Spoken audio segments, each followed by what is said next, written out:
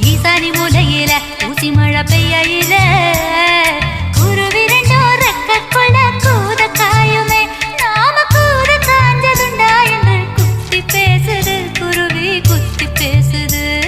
கோடமழை குடிச்சாலும் அட கூத காத்து அடிச்சாலும் குடிக்காத குருவி கிட்ட பொட்ட கூடுமா? இது பம்பாளைக்கு புரியலன்னு பொரணி பேசுது குருவி பொரணி பேசுது.